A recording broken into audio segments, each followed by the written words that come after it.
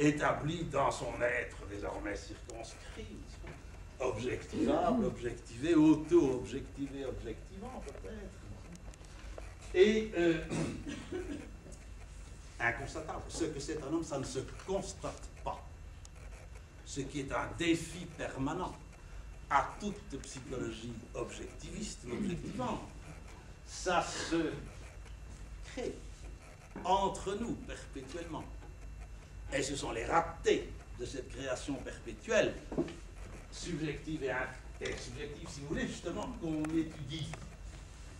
Alors voilà déjà la couleur annoncée. Et puis ce qu'il s'agira de voir, puisque mon premier cours commence déjà par ces termes, c'est comment ça va déboucher sur quelque chose qui finit par s'exprimer. Et maintenant, ici, il y a des termes que j'ai lancés comme ça, parmi d'autres, mais auxquels mes auditeurs, justement, mes élèves, ont fait un sort. Il paraît que c'est une de mes expressions favorites, faire un sort à quelque chose. Bon, alors, un sort a été fait au double terme d'anthropopsychiatrie et de pathoanalyse, où on retrouve le patho de pathopsychologie, mais conjoint au terme d'analyse, qui bien entendu vient de psychanalyse. Alors ça, on pourrait les mettre derrière l'écran, mais je laisse l'écran pour du fond. Psychanalyse ou analyse du destin, dit, ou analyse existentielle. Bon. L'analyse, en tout cas, partout, non pas du pathologie, mais de la structure, disons, secrète ou cachée du normal, à travers le pathologie, comme dans la psychothérapie. Il ne s'agit pas d'une thérapie de la psyché, mais déjà, selon la définition de Freud, vers les années 1890, dans un texte très ancien, la thérapie par la psyché, même de n'importe quel trouble. Et ajoute Freud, c'est-à-dire essentiellement les moyens mis à notre disposition par le langage, par le fait que nous sommes des êtres parlants, qui peut-être pour cette raison d'ailleurs avons aussi des pathologies spécifiques. Alors comment est-ce que tout cela se met en place à son départ, à son commencement, pour déboucher finalement sur ce qui se trouve ici? Comment se fait, à travers cette mise en place de termes, le bilan de 30 ans d'enseignement? Sur le fond de 50 ans, je disais, de psychiatrie, de psychanalyse et de psychologie clinique.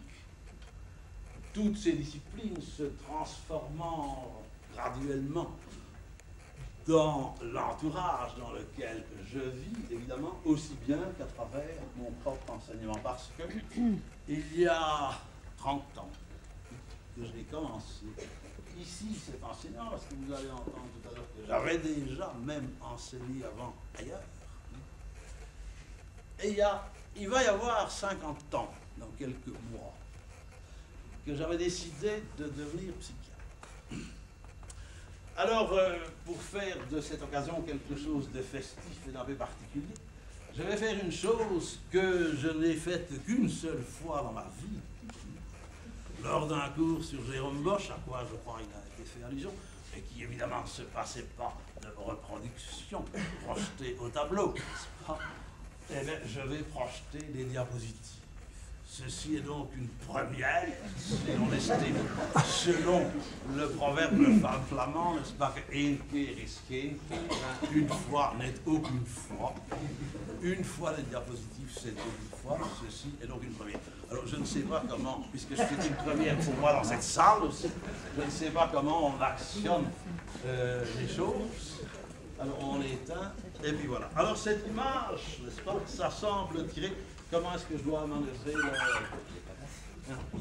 pour actionner la... Non, non, mais c'est pas là. C'est pour actionner les diapositives.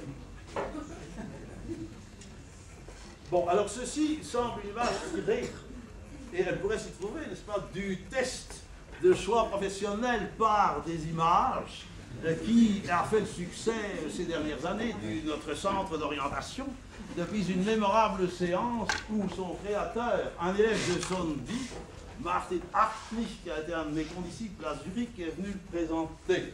Ben, vous savez que chez Zondi, on fait passer le test en faisant classer les photos de visage par sympathie et antipathie.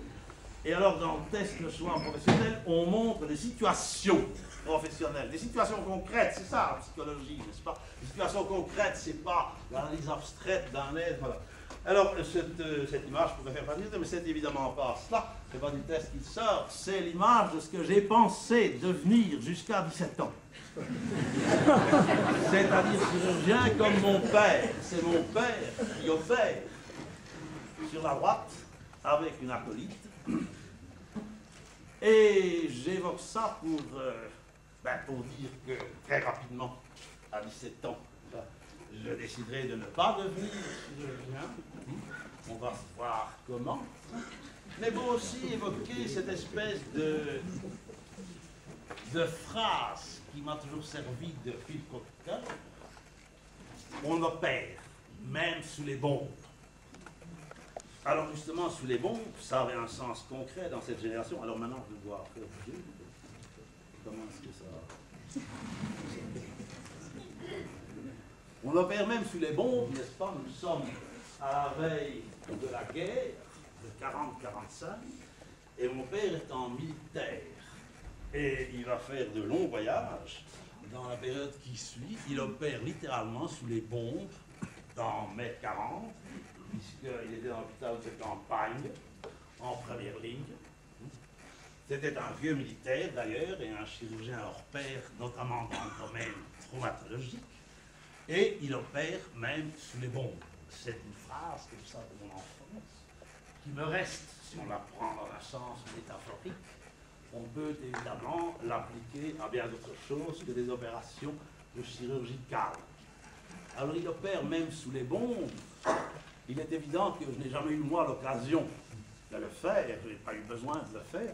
Mais il y a toutes sortes de bombes dans l'existence, mais évidemment, moi, j'ai aussi, l'histoire se répète, on devient militaire, à l'époque c'était 24 mois, mais vous voyez déjà que mes instruments ne sont pas le bistouri, n'est-ce pas, mais il y a déjà un début de bibliothèque, il y a quelqu'un qui a évoqué le parcours arpenté de mon appartement, et donc je vais, en particulier à l'armée, je vais vivre que la guerre froide, avec parfois quand même des épisodes un peu chauds, puisque, bon, je vais même avoir une brette, n'est-ce pas, éternel insoumis, déjà chez les jésuites, alors à l'armée, une brette avec le directeur du service général de santé de l'armée d'occupation, mais qui en fait m'attaquait dans mon honneur de médecin. Alors mon père, justement, dit ça, c'est des choses qu'il ne faut pas supporter. Tu demandes donc le rapport contre ton supérieur. Il m'avait mis aux arrêts. J'ai dit comment on fait? Je prends une forme d'apparat, ça c'est ce que j'appelle l'épisode chaud d'une guerre froide, assez dérisoire finalement. J'ai l'honneur, mon collègue, de demander le rapport contre vous. Il m'avait reproché sur la base d'une plainte non fondée d'une autre femme d'officier supérieur hystérique. Il m'a soigné comme il fallait son fils qui avait eu un accident, et mon père qui savait de quoi il parlait. Pas contraire de l'autre, qui était un médecin purement administratif. Il m'a dit, tu as fait exactement ce qu'il fallait, il ne faut pas supporter. Bon, alors j'ai demandé le rapport, et c'est lui qui a été mis aux arrêts. Donc vous voyez une certaine... Mais on revient au bon, plus sérieusement, ceci est un four crématoire. Mon père a aussi été à Bourg-Noir, donc voici le four crématoire. Donc voici par ailleurs l'entrée.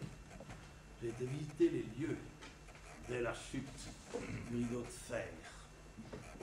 Et donc voici une dernière image, n'est-ce pas, ironiquement, Yéndasal, sous que chacun ce qui lui revient, même pas selon une formule qui vient antithétique ou la prière de Rilke de donner à chacun sa propre mort, même ça. Par rapport à ça, évidemment, beaucoup de choses sont dérisoires. Mais nous sommes plus près de votre sujet que vous le pensez.